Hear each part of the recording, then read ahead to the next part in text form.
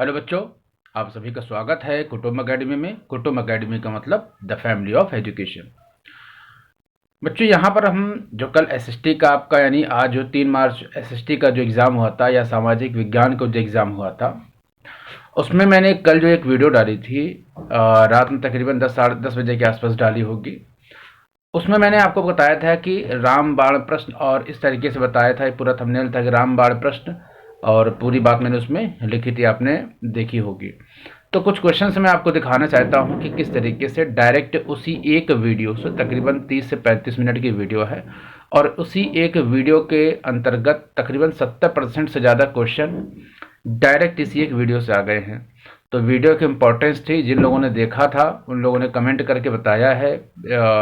जो लोग मुझको सीधे जानते हैं तो व्हाट्सअप करके उन्होंने मुझको बताया है कि किस तरीके से वो सीधे सीधे प्रश्न उस एक वीडियो से आ गए, और जिनके तैयारी बिल्कुल नहीं थी। बहुत सारे ऐसे बच्चे हैं जिनकी एसएसटी की तैयारी बहुत कम रहती है, तो उन्होंने पूरा कमेंट करके बताया कि सर एक वीडियो के माध्यम से उनका पेपर काफ़ी अच्छा हो गया। ठीक है, तो हम यहाँ पर चल करके देख लेते हैं कि जो सभी क्वेश्चंस थे डायरेक्ट किस तरीके से आए हुए हैं। तो एक बच्चे का मैंने पेपर लिया हुआ, तो उसकी जो है वो अभी उसको मैं पीडीएफ आपको दिखाऊंगा।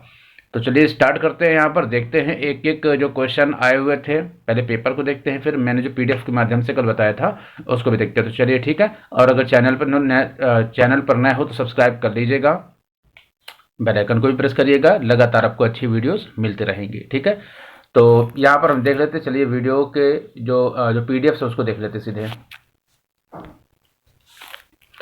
यहाँ पर बेटा आपके पास मैं दिखा दूँ, ये पेपर है और किसी बच्चे का पेपर है ये।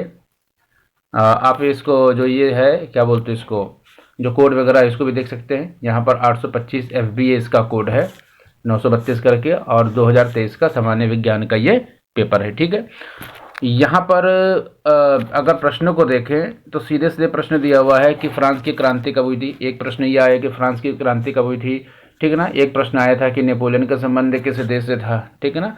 और इसी तरीके से और पर आए थे कि जलियांवाला बाग का हत्याकांड कब हुआ था, यानी जलियांवाला बाग।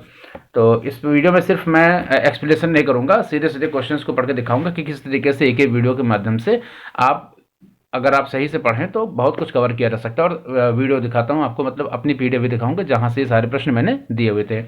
तो यहाँ पर देख सकते हैं जलियांवाला बाग हत्याकांड क्या है, वंदे मातरम गीत किसने लिखा था। सिंपल से क्वेश्चन है ये। अंतर्राष्ट्रीय मुद्रा कोष है, और भारत में कितने राज्य संघ राज्य क्षेत्र हैं। संघीय जो शासन प्रणाली है, संघीय शासन प्रणाली वाला एक प्रश्न है ये, ठीक है ना।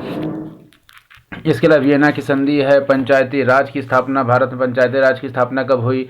भारतीय लोकतंत्र के सम्मुख चुनौतियां क्या हैं। लौह अयस्क की किस प्रकार का संसाधन है, ठीक है।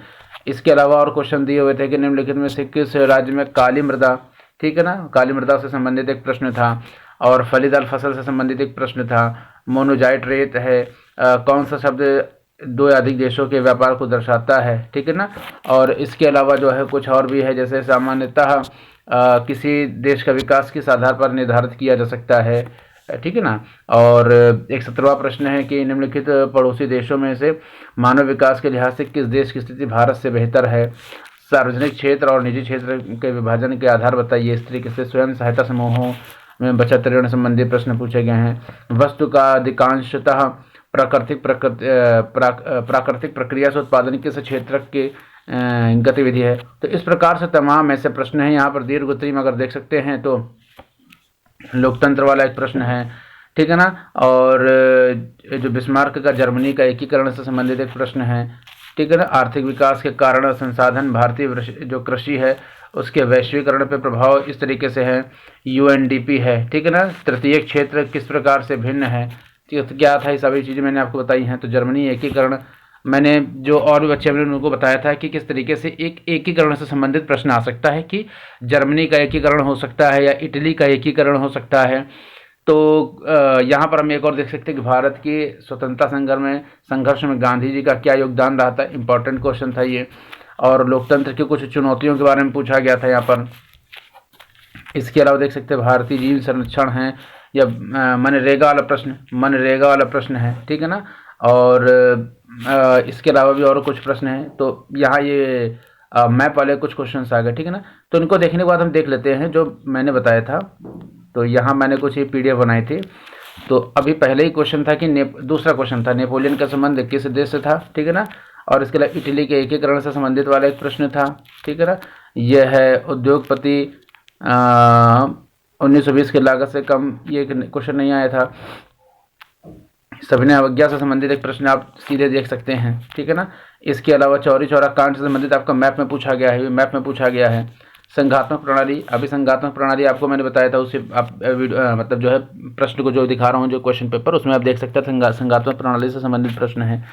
इसके अलावा महिलाओं का रक्षण, ये प्रश्न नहीं आया था। 70% मैंने आपको बताया था, 100% नहीं बताया। 70% क्वेश्चन इसी एक वीडियो इसी एक PDF से आ गए हैं, ठीक है ना। तो किसी लोकतांत्रिक शासन व्यवस्था की समस्याओं, ये अभी आपने एक क्वेश्चन देखा था, सीधे इसी से आया हुआ है, ठीक है ना। आप देख सकते हैं। पर्वतों पर मृदा अपरदन क्या है, काली मिट्टी वाला एक प्रश्न भी आपने पढ़ा था, इसको देख सकते हैं, ठीक है ना। या इसके अलावा जो है राष्ट्रीय पार्क है, विदेशी व्यापार किनके मध्य होता है, तो विदेशी व्यापार से संबंधित एक प्रश्न आपने देखा था, ठीक है। निम्नलिखित किस वस्तु का निर्यातक भारत नहीं है, प्रति व्यक्ति आय सर्वाधिक होती है, तो प्रति व्यक्ति आय से इस प्रकार का प्रश्न नहीं आया था। ये था कि विकास के मापदंड तो कौन से अतिरिक्त अन्य कौन सा मापदंड है, तो प्रति व्यक्ति आय है, ठीक है ना। ये प्रश्न भी आपने देखा था, डायरेक्ट नहीं इनडायरेक्ट रूप से पूछा गया है। उपभोक्ता के अधिकारों से संबंधित प्रश्न पूछा गया है, ठीक है ना। आप देख सकते हैं सीधे सीधे प्रश्न ही से आए हुए हैं। प्रति व्यक्ति आय सर्वाधिक है, तो ये की अलग है। ये विकास को मापने के, इसे दोबारा आ गई। तो उपभोक्ता के अधिकारों, विश्व व्यापार संगठन की स्थापना कब की गई थी, यूरोप में राष्ट्रवाद वाला लोकतंत्र की विशेषताएं, एक प्रश्न ये सीधे सीधे एग्जाम में पूछा गया इसी PDF से, लोकतंत्र की मुख्य विशेषताएं क्या हैं, ठीक है ना। इस प्रकार से पूछा गया है। या इसके अलावा फिर से वही आगे लग रहा, और इसके अलावा एक ये देख सकते हैं आप, लौह अयस्क वाला एक प्रश्न पूछा गया था आर्थिक विकास से संबंधित। अभी भी आपको बताया था कि मनरेगा वाला प्रश्न सीधे सीधे प्रश्न पूछा जा चुका है। तो 4 नंबर का ही प्रश्न है, आप अगर इसको सही से करते तो 4 नंबर आपके निश्चित रूप से मिल जाते। और ये वीडियो मोस्ट इंपॉर्टेंट वीडियो थी, मैंने इसको एक थंबनेल अट्रैक्टिव लगाए थे, जिससे आप अगर देखें तो आप इसको देखें जरूर, ठीक है ना। तो एक ये भी देख सकते हैं आप। इसके अलावा असहयोग आंदोलन क्यों प्रारंभ हुआ, गांधी जी का तो गांधी जी से संबंधित एक ये प्रश्न है, ठीक है ना। और इसके अलावा भी और क्या है, संघवाद क्या है, ये भी प्रश्न पूछा गया था। संघात्मक जो प्रणाली, संघवाद क्या है, भारतीय संघीय व्यवस्था क्या है, सीधे सीधे प्रश्न पूछे गए हैं, ठीक है ना। और 3 जो क्षेत्रक है अर्थव्यवस्था के प्रति, प्राथमिक, द्वितीयक, तृतीयक, तो डायरेक्ट नहीं इनडायरेक्ट रूप से तो पूछा गया इस प्रश्न। तो आपने देखा काफ़ी ऐसे प्रश्न हैं जो इसी एक वीडियो से आपको देखने को मिले हैं। तो उम्मीद करते हैं कि जिन लोगों ने इस वीडियो को देखा होगा उसको निश्चित रूप से लाभ हुआ होगा, और भविष्य में भी आपको ऐसी ही बढ़िया वीडियोस मिलती रहेंगी। तो ठीक है, नेक्स्ट वीडियो में मिलते हैं दूसरी और क्लासेस के साथ में। आप लोग का तो एग्ज़ाम ख़त्म हो चुका है हाई स्कूल वालों का, तो आपको लोग के लिए गुड लक है फॉर द फ्यूचर। ओके, तो मिलते हैं नेक्स्ट वीडियो में। ओके, ठीक है, जय हिंद, जय भारत।